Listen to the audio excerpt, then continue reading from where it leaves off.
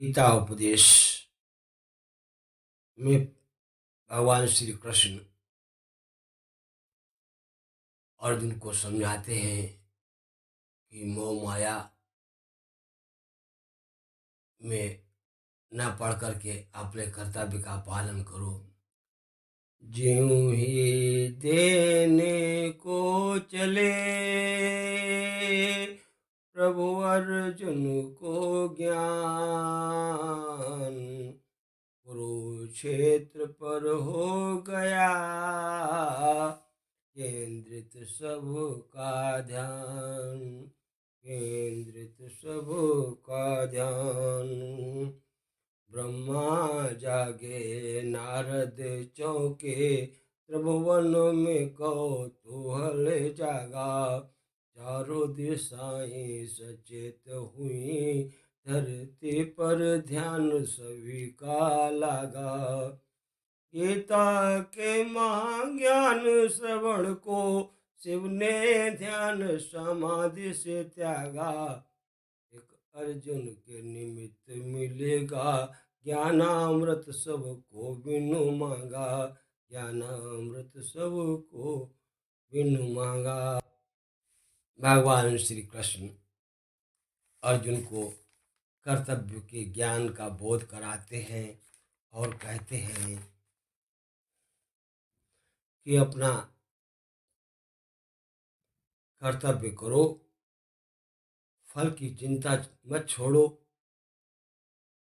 फल की जिम्मेदारी मेरे करुण अश्रुपूरित नयन, व्याकुल विचलित जान।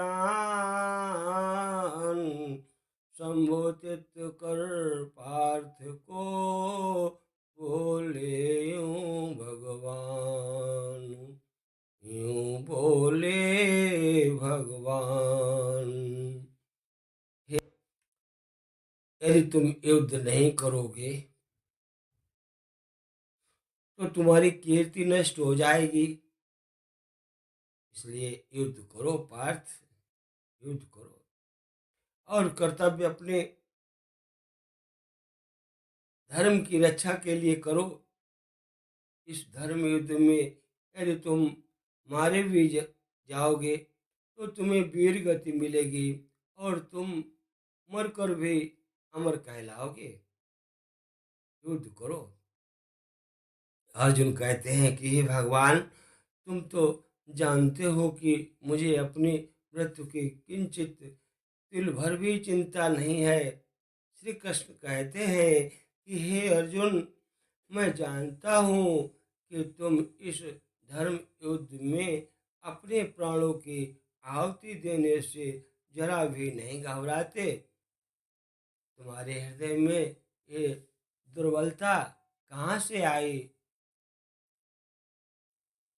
तुमने अपने संबंधियों के आदर में अपनी दुर्बलता को दर्शा दिया। तुम्हें अपने संबंधियों की मृत्यु की चिंता है, परंतु तुम्हारा एक विचार तुम्हारे अज्ञान का खुला प्रतीक है।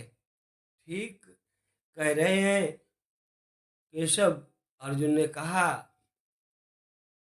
कि हे केशव, इस समय मेरी बुद्धि अज्ञान के अंधकार में डूबी जा रही है। धर्म क्या है, अधर्म क्या है, मुझे इसका ज्ञान नहीं हो रहा है। मैं कर्म के एक ऐसे दो राहे पर खड़ा हूँ कि मुझे यही पता नहीं चल रहा कि धर्म का मार्ग कौन सा है और अधर्म का मार्ग कौन सा है। मुझे इस अज्ञान के अंधकार से निकाल कर मुझे रास्ता दिखाओ प्रभु। हे पार्थ, भगवान कहते हैं मैं तुम्हें इसी अज्ञान के अंधकार से निकालना चाहता हूँ। इस अंधेरे में अंधों की भांति हाथ पर मारने के बदले अपनी दूरदृष्टि को एक दिशा दो और देखो इस सृष्टि की ओर। इस सृष्टि में जो जन्म लेता है वह निश्चित रूप से मृत्यु के अधीन इसका अर्थ यह है कि मृतलोक पर हर प्राणी, चाहे वो मनुष्य हो, पशु हो, पक्षी हो, पेड़ पौधा हो, हर सांस लेने वाला प्राणी अपने जन्म के साथ अपने मृत्यु को भी लेकर आता है। हर प्राणी को एक ना एक दिन मरना अवश्य है, अपना शरीर त्यागना है। इसलिए तुम उनके मरने की चिंता छोड़कर अपना कर्तव्य समझकर युद्ध करो। हे केशव, मैं भीष्म पितामह को कैसे अपने हाथों से मारे?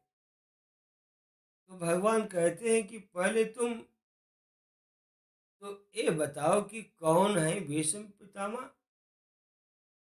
अर्जुन कहते हैं कि देखो, कैसे पूछ रहे हो, वो कैसे खड़े हैं भीष्म पितामह, तुम्हें दिखाई नहीं देता है? सामने ही तो है। भगवान कहते हैं, अरे अर्जुन, रथ के ऊपर तो दिखाई दे रहे हैं, वो तो उनका शरीर है।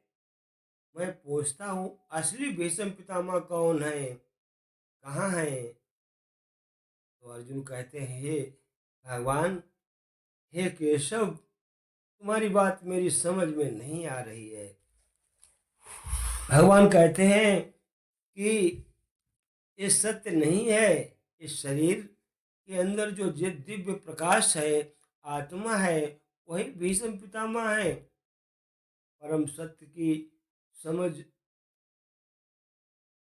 यही है कि शरीर नाशवान है, किंतु आत्मा अविनाशी है। आत्मा न कभी जन्म लेती है और न कभी मरती है, वह अजन्मा नित्य है। वो शरीर के मारे जाने पर भी नहीं मारी जाती। न हन्यते हन्यमाने शरीरे, नैनम छिदन्ति शस्त्राणि, नैनम दहति पावका, न चैनम क्लेदयन्त्याप्यो, न शोष्यति मारु। आत्माए वही सत्य कि जिसको शस्त्र काट नहीं पावे हो। अलख अभेद नीति को कयो कोई, कैसे लक्ष्य बनावे हो। अग्नि का भाग कर्म चर्म का तन है, तन को भस्म बनावे हो। अमर तुम्हारे कौन अजर को, कैसे अग्नि जलावे हो। आत्मा नहीं माटी की मूरत, जिसको नीरो गलावे हो।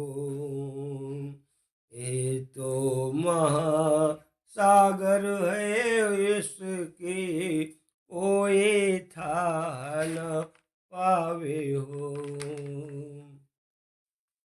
हे अर्जुन, ऐसा समझकर न किसी के मरने का शोक करो और न किसी के जीने की खुशी मनाओ। आत्मा को कोई नहीं मार सकता,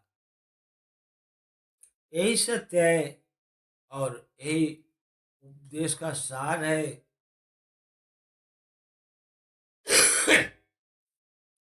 शरीर सदा नहीं रहता है। शरीर के मोह में पड़ करके अपने धर्म से